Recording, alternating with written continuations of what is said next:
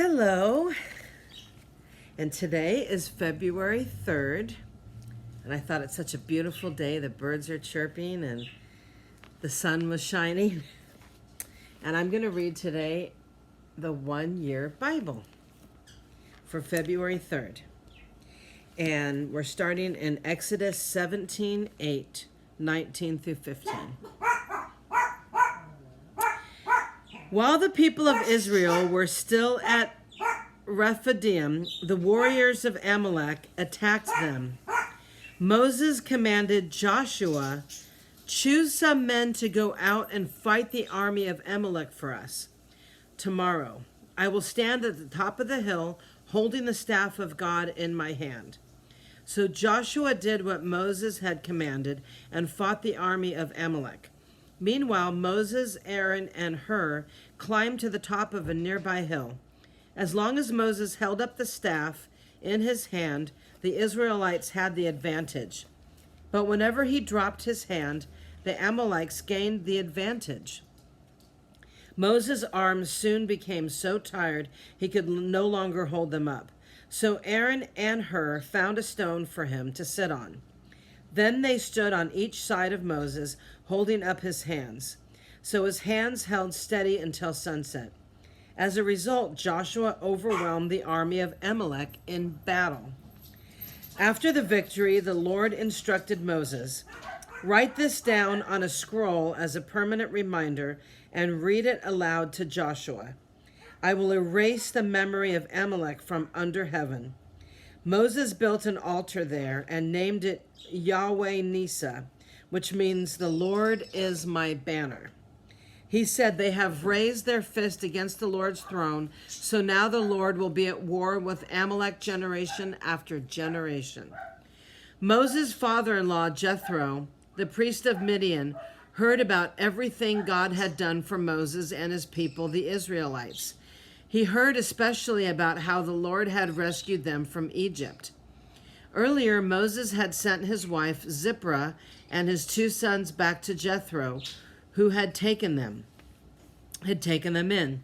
Moses' first son was named Gershom, for Moses had said that the boy was born, "I had been a foreigner in a foreign land," and his second son named Eleazar, for Moses had said, "The God of my ancestors was my helper. He rescued me from the sword of Pharaoh." Jethro, Moses' father-in-law, now came to visit Moses in the wilderness. He brought Moses' wife and 2 sons with him, and they arrived while Moses and the people were camped near the mountain of God. Jethro had sent a message to Moses saying, "I, Jethro, your father-in-law, am coming to see you with your wife and your 2 sons." So Moses went out to meet his father-in-law. He bowed low and kissed him. They asked about each other's welfare, and then they went into Moses' tent. Moses told his father-in-law everything the Lord had done to Pharaoh in Egypt on behalf of Israel. He also told them about all the hardships they had experienced along the way, and how the Lord had rescued his people from all their troubles. Jethro was delighted when he heard about all the good things the Lord had done for Israel, as he rescued them from the hand of the Egyptians. "Praise the Lord," Jethro said, "for he has rescued you from the Egyptians and from Pharaoh. Yes, he has rescued Israel from the powerful hand of Egypt. I know now that the Lord is greater than all other gods, because he rescued his people from the oppression of the proud Egyptians."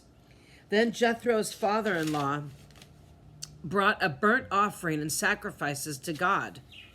Aaron and all the elders of Israel came out and joined him in a sacrificial meal in God's presence. The next day, Moses took his seat to hear the people's disputes against each other. They waited before him from morning until evening. When Moses' father-in-law saw all that Moses was doing for the people, he asked, "What are you really accomplishing here? Why are you trying to do all this alone while everyone stands around you from morning till evening?" Moses replied, "Because the people come to me to get a ruling from God.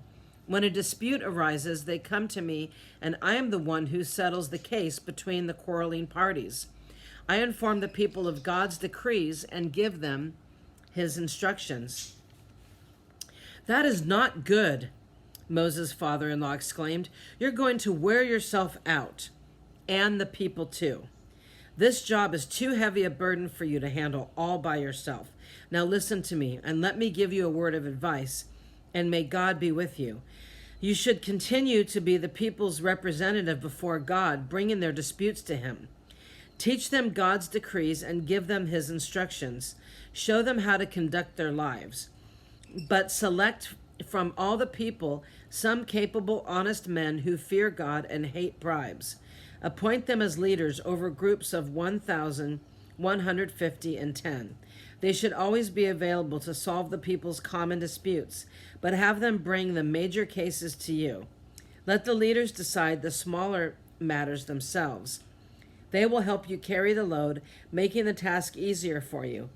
If you follow this advice, and if God commands you to do so, then you will be able to endure the pressure, and all these people will go home in peace." Pretty good advice. Moses listened to his father-in-law's advice and followed his suggestions. He chose capable men from all over Israel and appointed them as leaders over the people. He put them in charge of groups of 1,150. These men were always available to solve the people's common disputes. They brought the major cases to Moses, but they took care of the smaller matters themselves. Soon after this, Moses said goodbye to his father-in-law, who returned to his own land. Exactly 2 months after the Israelites left Egypt, they arrived in the wilderness of Sinai. After breaking camp at Rephidim, they came to the wilderness of Sinai and set up camp there at the base of Mount Sinai. Then Moses climbed the mountain to appear before God. The Lord called to him from the mountain and said, "Give these instructions to the family of Jacob. Announce it to the descendants of Israel. You have seen what I did to the Egyptians. You know how I carried you on eagle's wings and brought you out to myself. Now, if you will obey me and keep my covenant, you will be my own special treasure from among all the peoples on earth, for all the earth belongs to me. And you will be my kingdom of priests, my holy nation." This is the message you must give to the people of Israel. So Moses returned from the mountain and called together the elders of the people and told them everything the Lord had commanded him. And all the people responded together, "We will do everything the Lord has commanded." So Moses brought the people's answer back to the Lord. Then the Lord said to Moses, "I will come to you in a thick cloud, Moses, so the people themselves can hear me when I speak with you. Then they will always trust you." Moses told the Lord what the people had said. Then the Lord told Moses, "Go down and prepare the peace for my arrival." Go down and prepare the people for my arrival. Consecrate them today and tomorrow, and have them wash their clothing.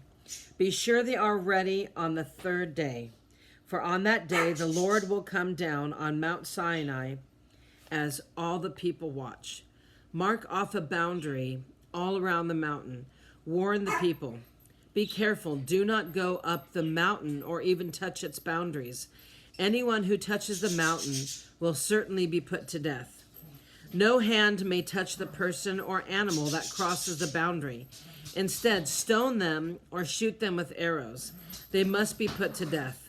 However, when the ram's horn sounds a long blast, then the people may go up the mountain.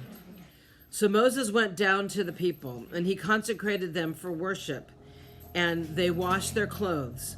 He told them, "Get ready for the 3rd day, and until then, abstain from having sexual intercourse." Moving on to Matthew 22:34. Excuse me, my dog is making an unusual amount of noise. Here, let me hold him. If I hold him, he's quiet. So I will do the remaining of my of my Bible reading with him in my arms. I apologize, but there's no controlling him. No controlling him at all. He is a wild animal. We've tried disciplining him, and it doesn't work. Okay.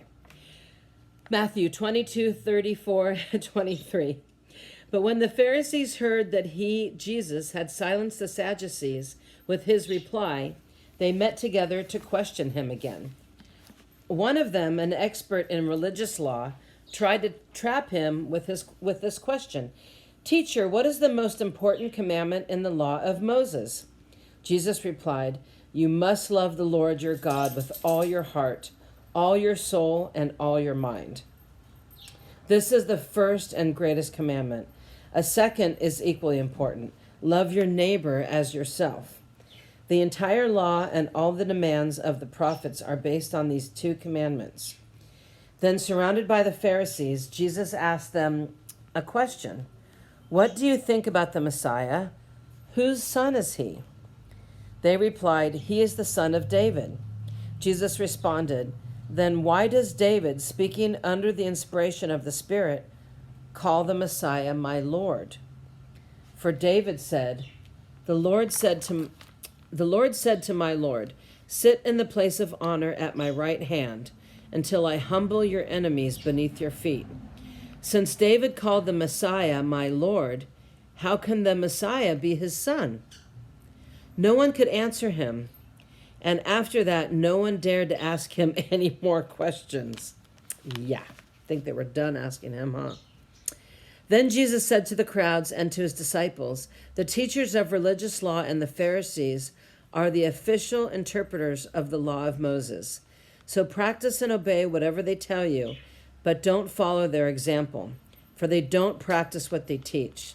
They crush people with unbearable religious demands and never lift a finger to ease the burden. Everything they do is for show. On their arms, they wear extra wide prayer boxes with scripture verses inside, and they wear robes with extra long tassels.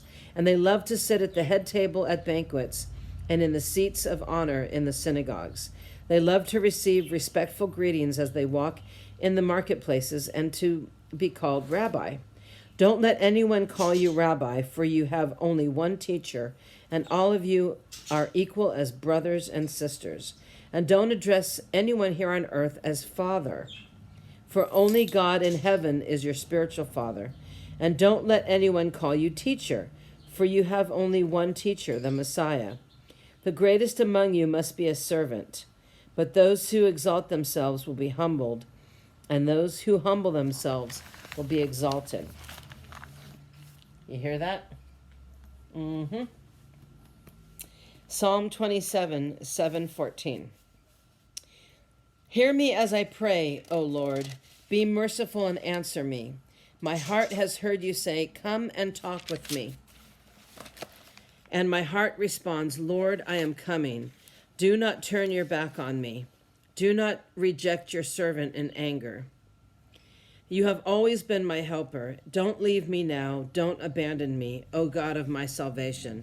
Even if my father and mother abandon me, the Lord will hold me close. Teach me how to live, O Lord, and lead me along the right path, for my enemies are waiting for me. Do not let me fall into their hands, for they accuse me of things I've never done. With every breath they threaten me with violence. Yet I am confident that I will see the Lord's goodness while I am here in the land of the living. Wait patiently for the Lord. Be brave and courageous. Yes, wait patiently for the Lord. And to end today, we have Proverbs 6:27-35. Can a man scoop a flame into his lap and not have his clothes catch on fire? Can he walk on hot coals and not blister his feet? So it is with the man who sleeps with another man's wife. He who embraces her will not go unpunished. Excuses might be found for a thief who steals because he is starving. But if he is caught, he must pay back 7 times what he stole, even if he has to sell everything in his house. But the man who commits adultery is an utter fool, for he destroys himself. He will be wounded and disgraced. His shame will never be erased. For the woman's jealous husband will be furious, and he will show no mercy when he takes revenge. He will accept no compensation, nor be satisfied with the payoff of any size. Wow. Lots of good advice there. And you have been a noisy one. Everybody, this is Razzle. He's a Jack Chi.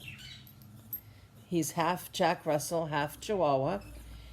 So he's a combination of two very obnoxious breeds. So, interesting, but very cute. So thank you for joining me today, and I'm sorry for the disturbance. Hopefully you can get this Bible and read along with me. So if there's anything that you can't hear, you can certainly read it. So thank you very much, and have a great day. And thanks for joining me.